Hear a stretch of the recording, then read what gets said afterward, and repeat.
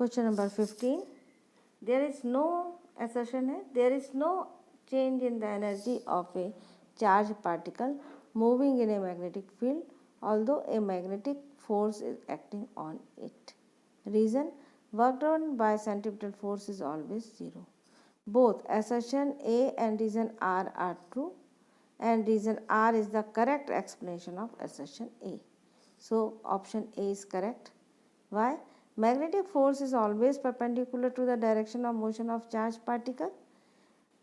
So work done on the charged particle moving on a circular path is magnetic field is 0. Question number 16. When two long parallel wires hanging freely are connected in series to a battery, they come closer to each other. Reason, wires carrying current in opposite direction repel each other. अब ये कह रहा है कि to long parallel wires हैं, यदि उनको हम same hanging freely are connected in series, यदि हमने दोनों को सीरीज में जोड़ दिया तो दोनों में करंट का डायरेक्शन टू ए बैटरी, तो दोनों में करंट का डायरेक्शन सेम हो जाएगा, तो ये एक दूसरे को अट्रैक्ट करेंगी, so they come closer to each other, तो करेक्ट है ये assertion.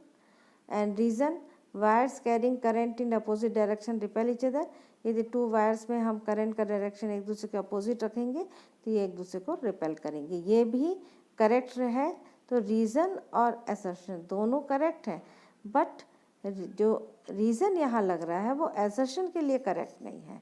So reason R is not the correct explanation of assertion A. So option B is correct, option B लेना है हमको. Question number 17, assertion, in a conductor free electrons keep on moving but no magnetic force acts on a conductor in a magnetic field. Reason, force on free electron due to magnetic field always act perpendicular to its direction of motion. अब यहाँ पे in a conductor free electrons keep on moving but no magnetic force acts on a conductor in a magnetic field. तो यहाँ पर assertion A is true but reason R is false. Why? Because in a conductor the average velocity of electron is 0, hence no current flows through the conductor, hence no force acts on this conductor. Question number 18, a small coil carrying current in equilibrium is perpendicular to the direction of uniform magnetic field. Reason, torque is maximum when plane of coil and direction of magnetic field are parallel to each other. Both assertion and reason are correct, true, but reason R is not the correct explanation of assertion A. Why? Because the torque acting on a coil is given by tau is equal to NIA B sin theta, where N is number of turns, I is current, A is area, and B is magnetic field, and theta is angle. So theta is the angle between plane of the coil and the direction of magnetic field. So when theta is equal to 90 degree, then tau is equal to 0. The coil tries to orient itself in the position, thus in equilibrium position, the coil acquires a position such that its plane makes an angle 90 degree with the direction of magnetic field. तो अब option क्या correct रहेगा? B, कि assertion ए सही है, reason are सही है, but reason ये जो है ये इस असर्शन के लिए करेक्ट एक्सप्लेनेशन नहीं है. Question number 19, a current carrying conductor experience a force in a magnetic field.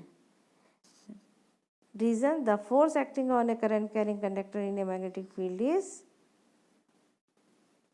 due to a interaction between magnetic field produced by a current carrying conductor and external magnetic field in which the conductor is placed.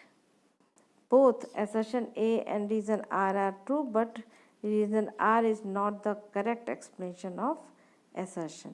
यहाँ पे एक current carrying conductor experience a force in a magnetic field correct है, यदि हमने magnetic field के अंदर यदि current carrying current दिया तो वो एक फोर्स उसके ऊपर अप्लाई होगा और उस फोर्स की वैल्यू BIL sin थीटा होगी, ये अपन पढ़ चुके हैं। रीज़न क्या बोलता है?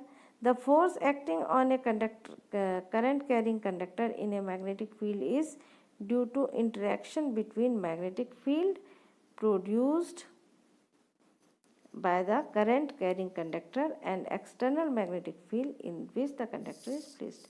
जो हमने किसी वायर में करंट फ्लो की तो उसके अराउंड मैग्नेटिक फील्ड बन जाता है, वो एक मैग्नेटिक फील्ड है ही, और उसको हमने एक दूसरे मैग्नेटिक फील्ड में रख दिया तो यहाँ पर दो मैग्नेटिक फील्ड लग गए, एक ये वाला मैग्नेटिक फील्ड लग गया और एक ये वाला मैग्नेटिक फील्ड लग गया, तो ये दोनों एक दूसरे पे फोर्स अप्लाई करते हैं। इसी कारण से ये जो हमारा कंडक्टर है वो उस पर फोर्स अप्लाई होता है और वो अपनी जगह से डिस्प्लेस हो जाता है।